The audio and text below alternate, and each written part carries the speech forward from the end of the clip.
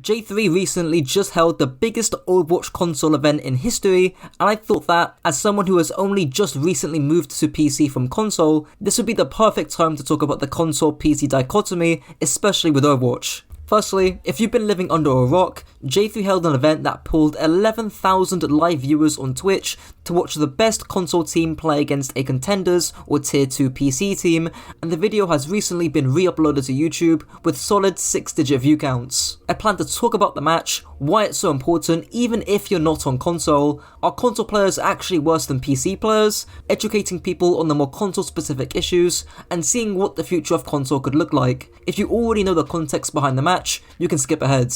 So the match featured a PC team called Wisp, who are a fairly competent and respected team of contenders, recently coming top 6 in their most recent contenders tournaments. The console team, called the Blue Team, are supposedly an undefeated roster in console. For those who don't know, there is crossplay between PC and console in Overwatch, and aim assist was recently carried across, meaning players on PlayStation, Xbox, or God forbid Nintendo Switch can play with PC players with aim assist in customs. This is a pretty significant change, as speaking from personal experience, you could only really play heroes like Reinhardt, Winston and Mercy when playing with your PC friends. Now, to nobody's surprise, console lost. But they made it close. They swooped up a map, and on each map they played, they gave it a solid fight. The most important thing is that they didn't get steamrolled 3-0.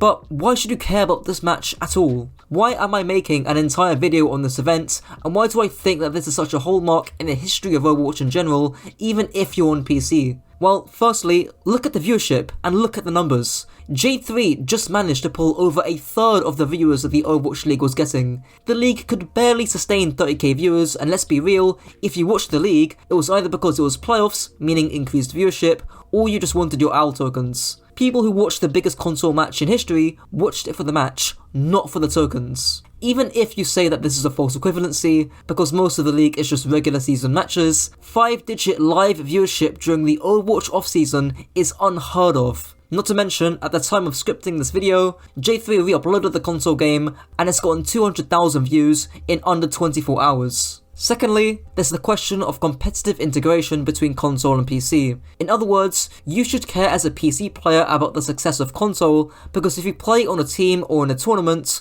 you could have more competitive and higher stake matches if console teams are taken seriously. And in fairness, they already kind of are. In the UK, there's 2 main tournament systems for collegiates. Both organisers are called Newell and NSC respectively, and they allow both console players to play alongside PC players for their university teams. Now, I'll talk about ranked integration later, but for now, is there actually a difference between PC and console players in terms of how good they are? And my answer to that is yes, but only marginally. Of course, at the top end of console play, not only is it filled with cheaters, which I'll get onto later, but there's also no real way to improve. Tournaments are just dead, there's no good console coaches apart from yours truly, and those who want to take the game more seriously just move on from console anyways. In terms of the average player base, console players are also generally more casual. Lower frame rates, playing on TVs and on couches, you get the gist. Not only is there the mechanical disadvantage from thumbsticks to mouse and keyboard, but also the game knowledge difference too. Casual players are less likely to sink some time and effort into improving at the game. However, the difference isn't all too drastic. Jane, who for those who don't know, used to be massive in the Overwatch scene, was questioned on this before, and he said that there's really no difference. So, out of all of my experiences with console players, highly ranked console players, as well as console players who have transitioned onto PC, I found that quite a few of those, if not the vast majority of them, rank just as highly, if not higher ranked than they were on console.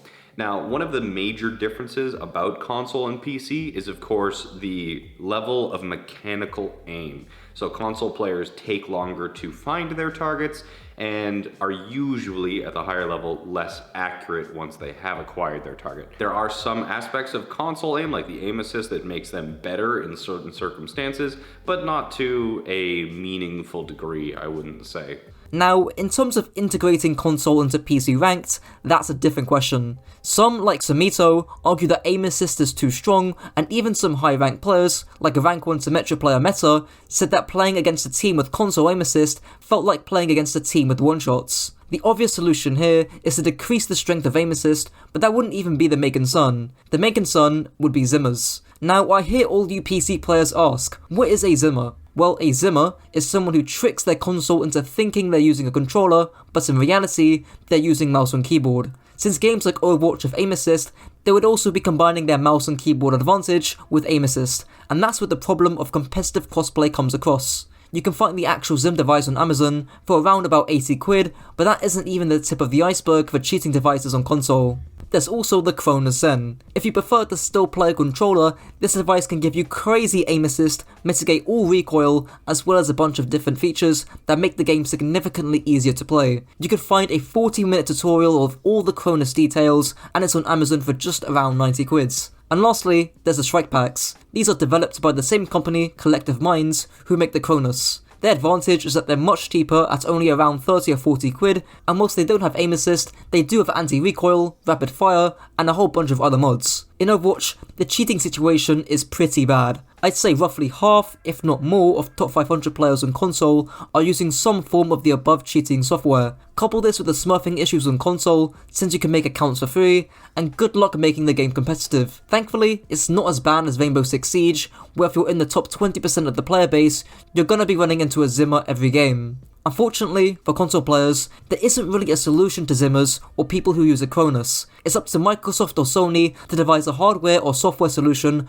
both of which would have flaws, since they could be outdated by the companies who produce the Zim and Cronus. I mean, we're only a few years away from having AI play FPSs for us. Basically Homeless made a video a while ago describing the threat of cheating. The only way for competitive console to be integrated with PC would have to be through third-party tournament organizations. Things like Facecam, Controller Cam are already features of the Console Gaming League, the biggest third-party service for competitive console. So, what's next for console? Is this event just a one-off? Well, unfortunately, I think the answer is yes. For now at least. I do think that we need more console vs PC events, especially in the off-season, and maybe held by first parties like Blizzard, which could drastically increase the community hype and interest in Overwatch outside of the Overwatch League. Keep in mind, J3 is a single bald streamer. No offense J3. Imagine if the Overwatch League broadcasted this event on their main channel, with streamers like J3 himself, Flat, CarQ, etc. playing against a top tier team of console players. What about the experiments Jane pulled back in the day? They're some of his most popular videos, and I think they'd make for solid content to keep the player base interested